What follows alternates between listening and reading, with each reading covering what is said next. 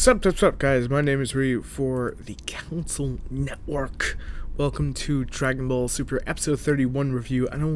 Just real quick, I don't believe there's a Ninja Turtle episode this past week, but if there is, I will go back and review it. I have yet to see one, so I don't think we're on that. The Deadpool review is finally going out because I'm finally seeing it after, today I'm actually going to go see it, and then this is going to go up. So anyway, let's talk about Dragon Ball Super. Last week I praised it. It was good. You know, he set the bar. This week, it's going to be like Legends of Tomorrow, to be honestly fair. I feel really let down. I don't feel like this kept the momentum going as much. This felt like it really slowed it down for the manga writers who were putting Dragon Ball Super together. Because the next chapter is coming out, I want to say next week or this week. And this just really slowed the pace down. And I thought we were going to get Bulma's daughter, but we didn't. That was actually in the clip, the preview for episode 31, was actually a little Bulma who already met Jago years and years and years and years ago when she was small, even before she met Goku. Which, that sort of doesn't make full sense. I'm not saying that Bulma didn't know about, the galaxy out there. I'm not saying any of that. It just feels really, really weird that it kind of feels like it was shoved in there. And I know I'm probably just nitpicking, and, you can't really expect something that, was like over 30 years ago. Was it 30 years ago? I'm probably wrong when I say close to 30. No, it can't be 30 years ago. Like 20 years ago. Yeah, wow, holy crap. It's got to be close to like 20 years because Pokemon's hitting 20 this year. Close to 20 years ago when we were first introduced to Bulma that, we're just going to mention this character and then use him 15, 18 years from now. I can understand that point. So that's not major, but it kind of made me laugh like, what the fuck? The big core of the episode is they're trying to find out where the Super Dragon Balls are. And of course, they have to go to this giant lord. And, Jago actually goes, let's test his knowledge. I get it, I get one question. Bulma's going to get 3. What's the size of Bulma's breast? Of course, if there's anything you want to test, you can't ask the weather. It's got to be Bulma's breast. I get it. It's meant to be funny. It really was.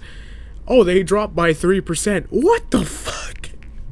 It made me laugh. I'm not gonna lie. I'm laughing now because it's not even nervous laugh. It's just hilarious. One of my favorite lines from this episode, probably the best thing of this whole episode, is what Vegeta says to Goku. Because Goku was like, hey, Bulma's just kind of like Chi-Chi. Very, energetic and all over the place. Something along those lines. And Vegeta's like, yeah, us Saiyan warriors, when we marry, we marry a woman with more character than us. And I actually thought that was pretty funny, because when you think about it, Goku is an easygoing guy who just wants to train and get better and break limits. Vegeta just wants to break limits and now protect family and, just get stronger and outdo Goku. But Piccolo's reaction was probably, and Piccolo, careful, the Fine Brothers are coming after you. I know that joke's probably outdated by now. I'm sorry, that made me laugh. But Piccolo, on the other hand, is just like freaking the fuck out. He's like, oh my god, finally. This is what I've always wanted to know. I don't care about the center of the universe or nothing like that. I don't care about the Super Dragon Ball. This is what makes sense. This is why Goku's with Chi-Chi. This is why my life is completed. By knowing this data. Knowing this is why Vegeta and Bulma are together. This completes me, man. And it just felt like Piccolo was probably the funniest thing out of this episode. This felt more of a comedy filler episode. It really was. Bulma being in the center of it, I'm okay. We haven't seen Bulma in the center of an episode in a long time since Dragon Ball. It felt good. Maybe I'm actually wrong. Maybe my memory's a little fuzzy there. But it felt good having her take that center stage and feel important again. I know she's kind of been in the back because all the Z Warriors always got to take, action and everything.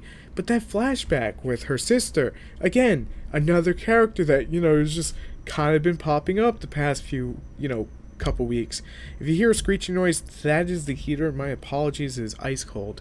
But seeing Bulma fly a plane, she looks to be like 2, 3, 4, 5, somewhere around there. Five most. And, it's got the little chubby fingers going on, like, hey, look, I'm flying, I'm not afraid of anything. And it's just hilarious because now we know where Drago comes from. He comes from all the way in the back. He's older than Bulma, which is kind of scary because Bulma's getting up there in age too. It's not like she's getting any younger. But overall, it's not that I didn't like the episode. It's not as clunky as Legends of Tomorrow. I'm sorry, that episode was clunky. This felt more on point, more on track to where it was trying to go. It's like, hey, these are the Super Dragon Balls. We need to find them. We did establish, and I didn't go over this yet, that between Universe 6 and Universe 7, unless I mixed up the number, I'm pretty sure it's 6 and 7, that there are actually 7 Dragon Balls in between both universes. It's not just one universe has 6, one has 7 and the other has 7. Maybe the translation was a little bit off, or maybe I wasn't understanding Japanese completely right, but from what I can make of it, that's what it sounded like. It sounded like, hey, our universes are connected through these Dragon Super Balls.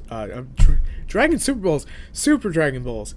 And it honestly was good. That was the good part of the episode. The rest of it felt very, very filler. Very hilarious filler, but still very much filler.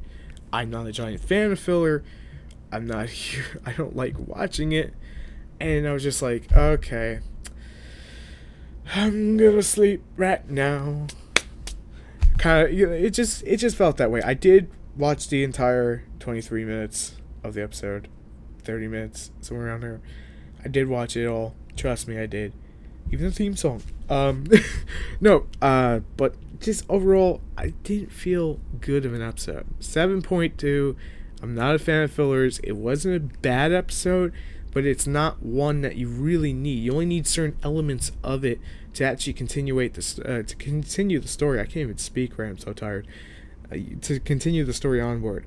So that's, at its core, is the problem with this episode for me. Is that, unlike everything else, it just kind of felt, hey, we're getting ready to, do the manga for this month. We gotta slow it down. We don't know where the manga's going, kind of thing. So anyway, if you guys enjoyed the content, make sure to subscribe for more. I'm out for now. Thanks for watching. Deadpool review going up next. So if you're hyped for that, it's coming up. So thanks for watching.